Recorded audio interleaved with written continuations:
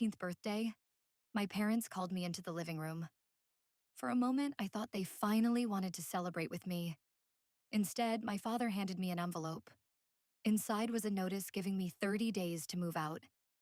I couldn't believe it. "What about Emma?" I asked.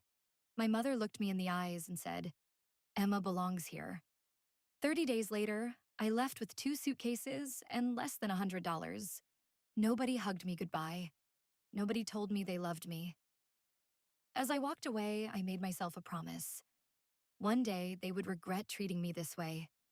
The next 10 years were brutal. I worked every job I could find. I cleaned offices, worked construction, delivered food. Sometimes I slept in my car because I couldn't afford rent. But I never gave up. Eventually, I started my own business. At first, nobody believed in me. I failed more times than I can count. But I kept going. Slowly, my business grew. Then it exploded. Within a few years, I became a millionaire. I bought my dream house, my dream car, and finally built the life I always wanted.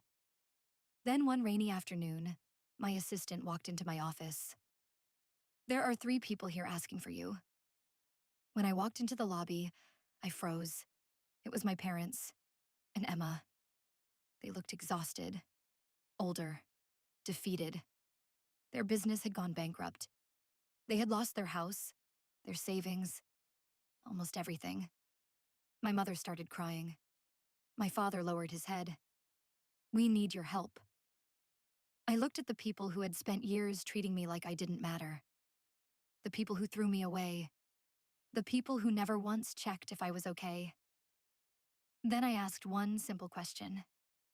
Where were you when I needed help? Nobody answered, because they knew the truth. They weren't there.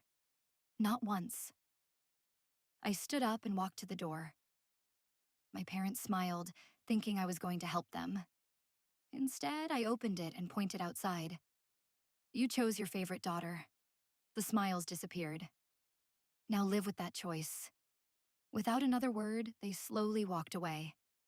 As the door closed behind them, I realized something. The daughter they forgot had become the only person who could have saved them.